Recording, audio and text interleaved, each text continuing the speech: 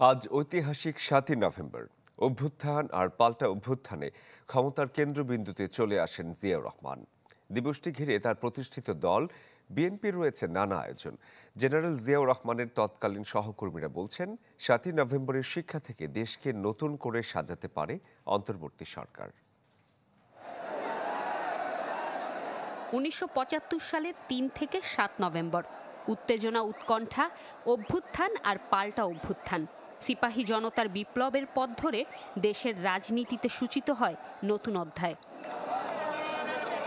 ৭ নভেম্বরকে জাতীয় বিপ্লব ও সংহতি দিবস পালন করে বিএনপি। তবে বিগত আওয়ামী লীগ সরকারের সময় জাতীয় দিবস হিসেবে পালন করা বিএনপির জন্য ছিল দুঃসাধ্য। তবে ক্ষমতার পট পরিবর্তনের সাথে বদলেছে বাস্তবতা। এবারে ৭ নভেম্বর বিএনপির কাছে সংগ্রাম সফলতার এক ধাপ অগ্রগতি।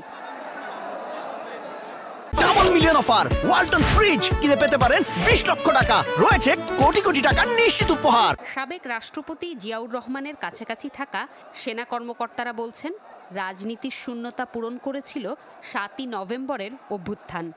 খালেদ মোশাররফ যে বিদেশিদের সাহায্যে, আওয়ামী লীগের সাহায্যে যে কুটা করেছিল ৩রা নভেম্বর, এটা সামরিক বাহিনীর সদস্যরা গ্রহণ করে নাই, দেশবাসী গ্রহণ করে নাই, যার জন্য এটা সফলতা হয়েছিল।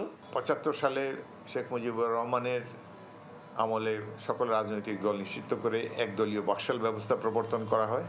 জিয়াউর রহমান ক্ষমতায় আসার পর গণতন্ত্র পূর্ণমাত্রায় বিকশিত হয় এবং তিনি বহুদলীয় গণতন্ত্রের মাধ্যমে সকল রাজনৈতিক দল, সকল জনগণকে একটি সুযোগ দেন। শেখ হাসিনা সরকারের পতনের ৭ই নভেম্বরের অভিজ্ঞতা কাজে লাগিয়ে দেশকে নতুন করে সাজাতে অন্তর্বর্তী সরকারের প্রতি পরামর্শও দেন তারা। এই সরকারকে তো রাষ্ট্র পরিচালনা করতে হলে অতীতের দিকে তাকাতে হবে, অতীতের ভুলভ্রান্তি সমূহকে শুধরে নিতে হবে। সেই ব্যাপারে এই সরকারের অনেক ঘাটতি রয়েছে। বর্তমান সরকারকে ওয়ার টাইম গভর্নমেন্টের মতো কাজ করতে হবে এবং যারা রাষ্ট্র পরিচালনায় অভিজ্ঞ, টেস্টেড, সৎ, দেশপ্রেমিক, তাদেরকে অন্তর্ভুক্ত করতে হবে। তাদেরকে অন্তর্ভুক্ত না করলে সফলতা আসবে না। সবশেষ ২০০৬ সালে বিপ্লব ও সংহতি দিবসকে জাতীয় দিবস হিসেবে পালন করতে পেরেছিল বিএনপি। ২ দশক পর আবারও ৭ই নভেম্বরকে জাতীয় দিবস হিসেবে পালনের দাবি দলটির নেতাদের। জুমাতুল বিদা, চ্যানেল 24, ঢাকা।